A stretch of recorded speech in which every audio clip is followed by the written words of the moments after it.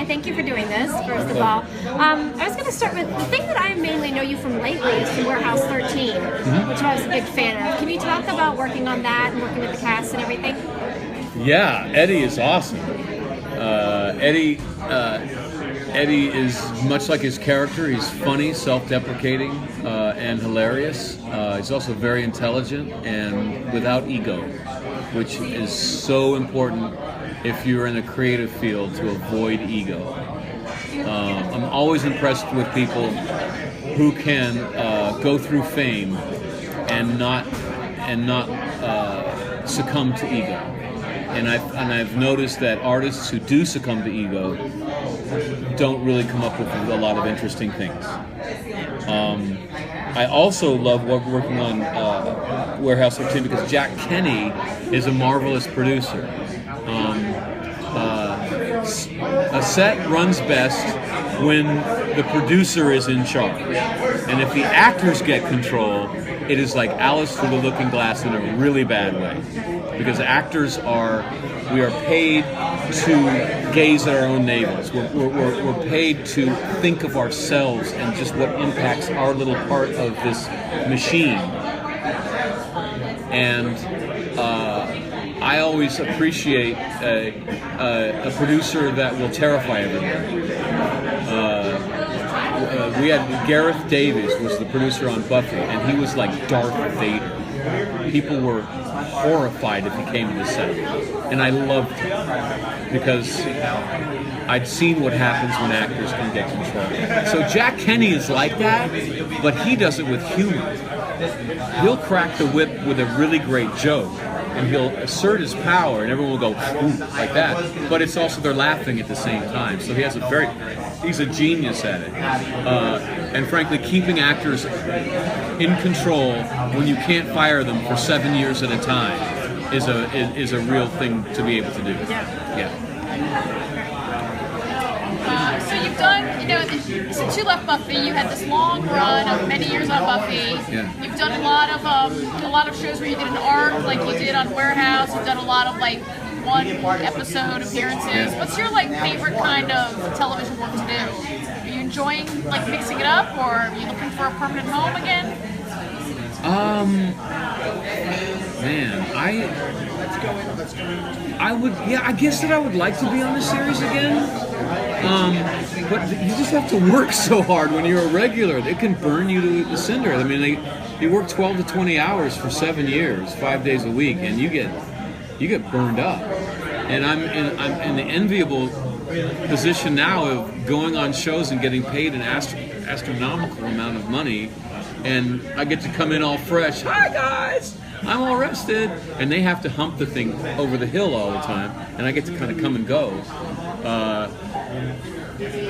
Artistically, it would be nice to have the same character for 7 years and explore that. But I don't know if I should wish for that too much because I may regret getting it. I'm waiting to see if a HBO series gets picked up that I would be a regular on called The Devil You Know. Yeah, Jenja Cohen. We did Orange is the New Black did that. And Gus Van Sant is directing. He's one of my favorite directors. So I'm wishing very much that it gets picked up. But there's another little voice in me saying, your film.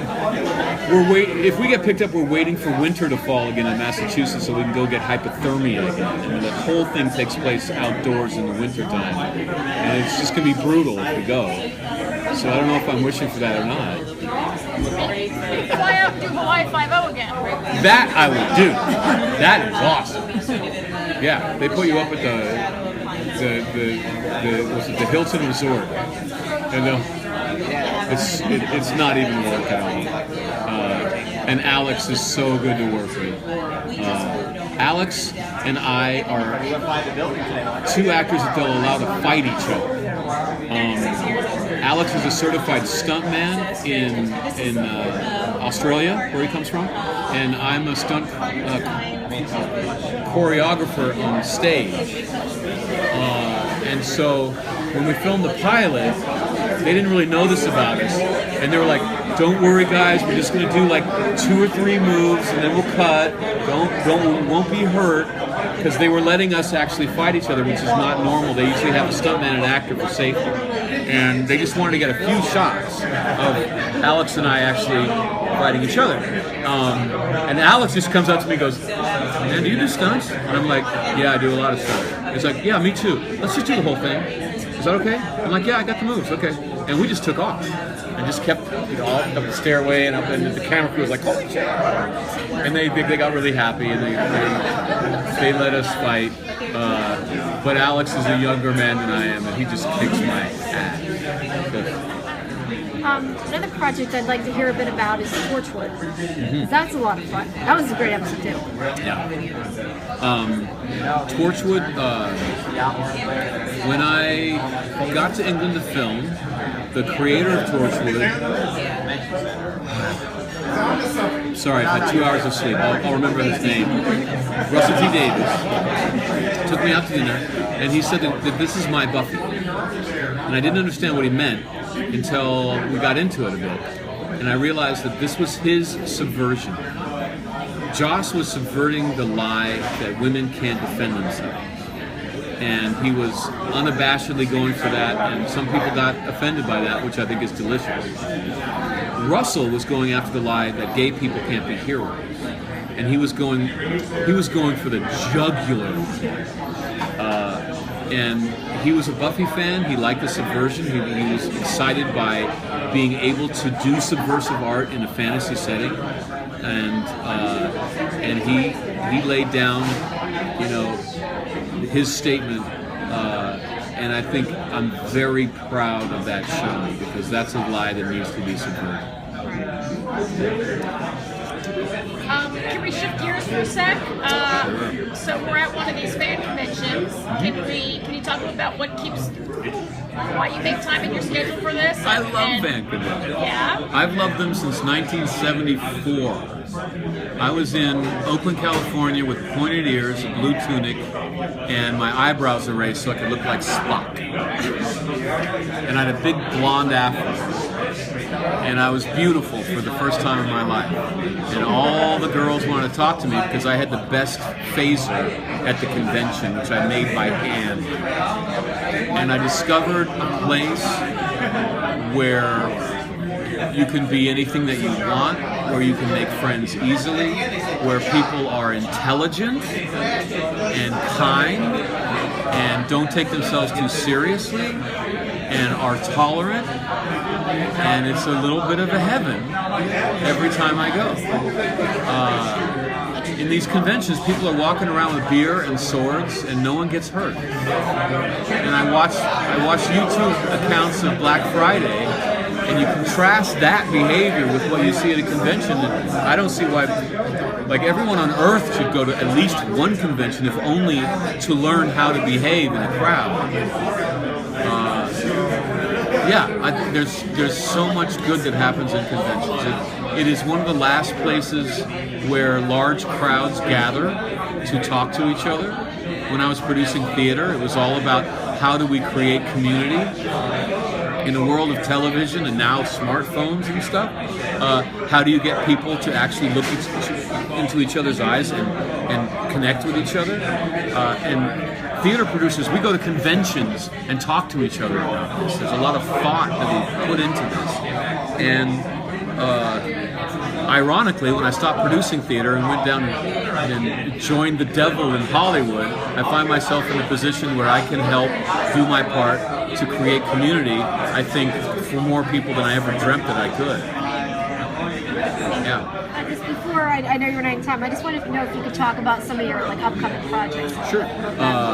My band, Ghost of the Robot, is coming out with a third album. It's going to drop on iTunes on the 19th, September 19th. It's our best album. The man who masters Lana Del Rey stuff did our album. It glistens. It's a return to the furious energy of our first album, but we've learned a lot more about production, and so it's slick but furious.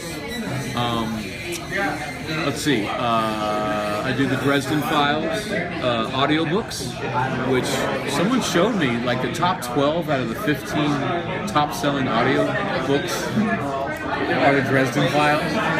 So those are really popular, and I really enjoy doing those. I just did a movie called Dragon Warriors, which is a big special effects movie. I was shot on green screen. I'm going to the premiere in Salt Lake City next weekend. I just did the lead in a disgusting horror film that I was offended by the script until I got to the end, and then it all wrapped up into something beautiful and interesting.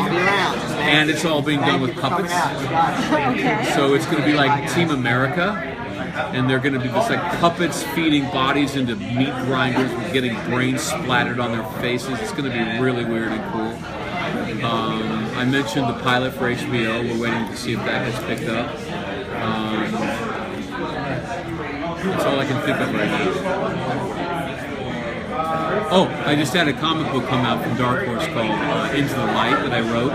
Every word. It's about Spike, and it's Spike going back to the underdog character that I think he's strongest. Yeah. And it's really good. You should go get it.